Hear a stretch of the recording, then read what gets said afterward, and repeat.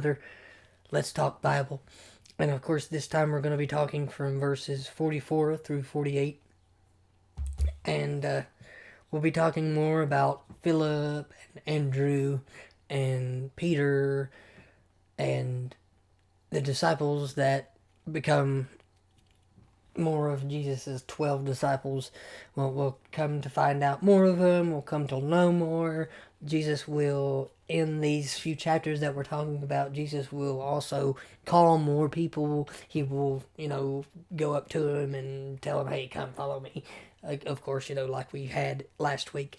And remember, if you like this video, please like, subscribe, push that bell for notifications, turn on your notifications, and let's get started and look at verse 44. So in verse 44, we find Philip. As it says, Philip was from Bethsaida, and Andrew and Peter's hometown. So we find out, get a little bit more backstory about Andrew, Philip, and Peter, and, what it is that, where they're from, that they are from Bethsaida, that they have the ability to, that's where they're from. And let's see what verse 45 says. Philip went to look for Nathanael and told him, we have found the very person Moses and the prophets wrote about. His name is Jesus, the son of Joseph from Nazareth. Okay. So Philip went and found Nathanael, and Nathanael told him,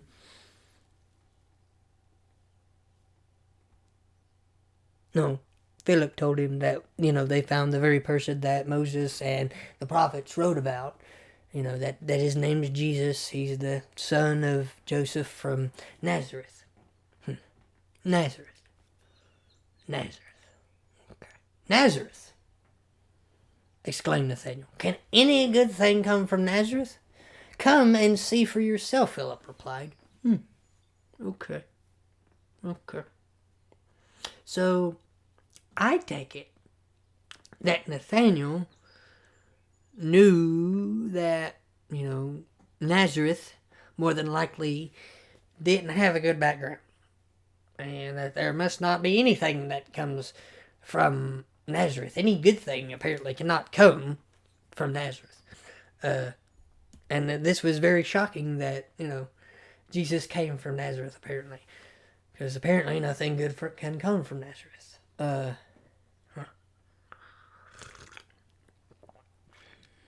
So, just because Jesus was from this place, Nazareth, Nathanael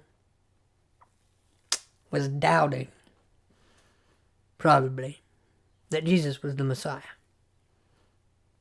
He hadn't even met Jesus. He hadn't even seen Jesus, hadn't even known Jesus, hadn't even met him yet. Didn't give him the time of day, didn't look at him, didn't look for him, didn't know who he was. He just knew his name was Jesus and that this guy must be the Messiah because Philip came and told me about this person. So he's having his doubts here. We can go ahead and say that yes, he more than likely is having his doubts. That he probably doesn't really think that this is the Messiah. That more than likely right now, as it was to be, that it seems like it's crazy. Because apparently,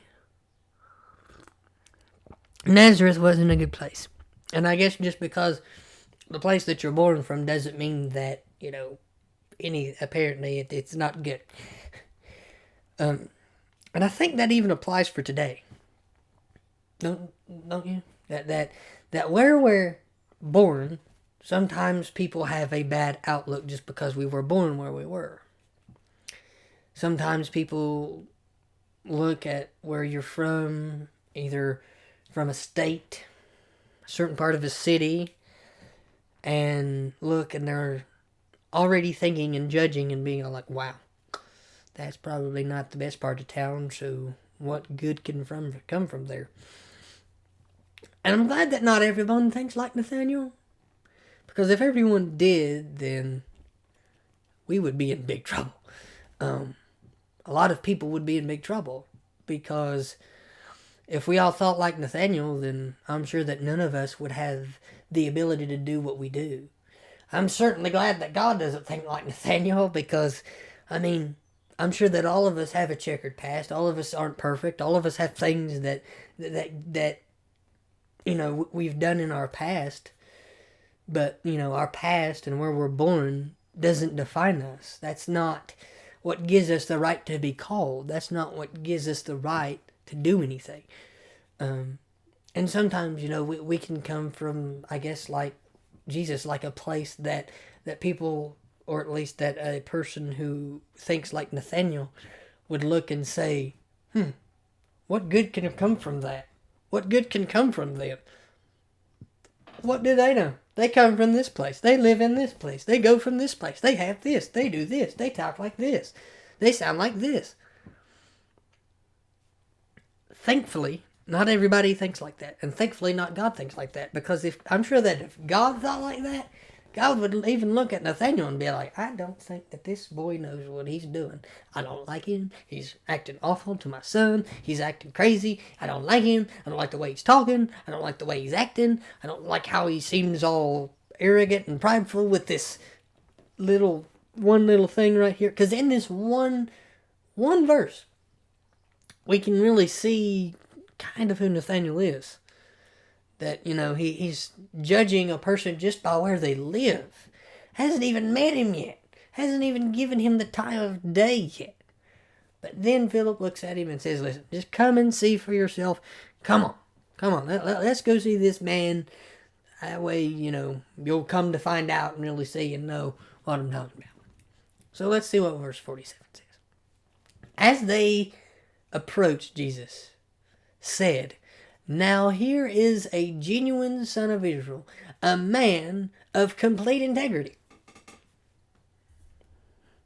Okay.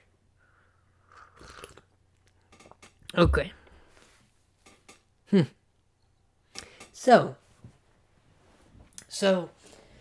now we have Nathaniel going to Jesus. And Jesus says, now here is a man genuine of Israel, a man of complete integrity.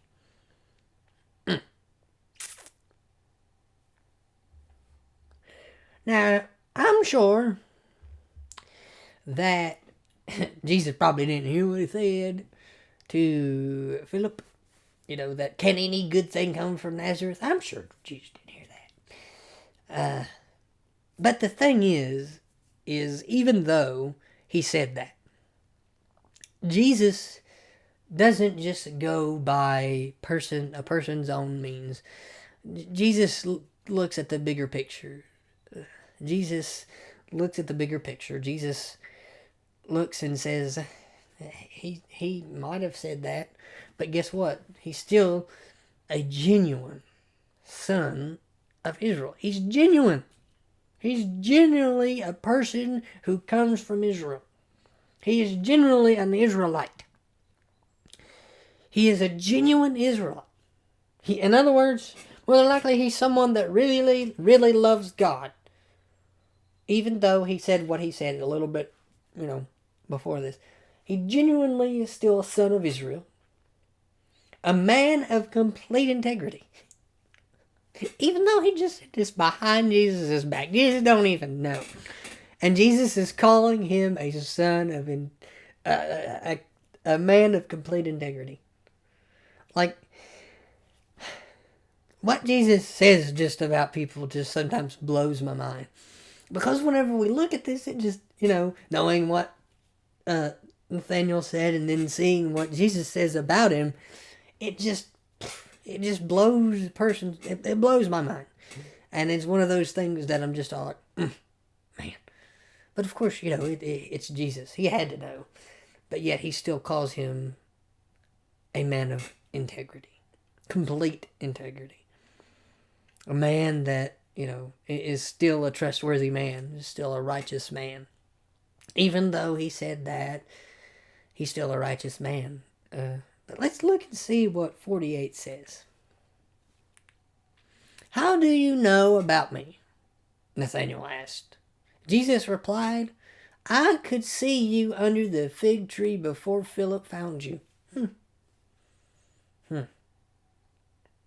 So here, Nathanael's wanting to know how Jesus knows about him. That he is this man of integrity, because Jesus has already called him a man of integrity. And Jesus really don't even know him. And Nathanael don't really know Jesus. And then Jesus comes and says, I could see you under the fig tree before Philip found you. Wow. So in other words, I knew you. I could see you. I loved you. I liked you even before Philip went to go find you under that fig tree. That even though what you said is not who you are, it's important. Because sometimes we say things, but we don't mean them. Sometimes the things that come out of our mouth is not where our heart is. And Jesus does not just look at the actions. Jesus does not just look at the thing that a person does. But Jesus looks at the intent of a heart. He looks at where your heart is. He looks and sees where you are. He looks and sees what it is that you are. He looks at you and he calls you in spite of what you said, in spite of where you are, in spite of where you're from, in spite of all of those things, in spite of you being the most foul, crazy, strange, weird, whatever kind of, where you came from, despite all of that, Jesus still looks at us and tells us, I knew you. I know you. You might not seem it right now, but I know your heart. I know who you are. You might not think it, but I know who you are. I know your deepest secret. I know your darkest secret. I know your good time. I know your bad time. I know you. I know you. I know you. I know you. And I called you for such a time as this. I called you out of it too. I called you out. I knew you. I knew you. So, keeping that in mind, that no matter where we are, no matter where we're from, no matter what our circumstances, no matter what our situation is, no matter where we are, no matter who we are, no matter our status, no matter our relation, no matter what we say, sometimes even though the words that we say are important, but sometimes even no matter what we say, God still looks and says, I've called you. You're mine. You're my son. You're my daughter. I love you. Jesus looks at you and calls you that. He calls you that. You are the apple of his eye. Even though there are some times whenever you do things that he doesn't like. Sometimes we do things that he doesn't like. Things that disappoint him. Things that he disapproves of. But he still looks and says, I love you. I called you for such a time as this. I have picked you. I picked you. I know you. I like you. You might not know me right now, and might not like me, but I picked you. I know you. And I like you.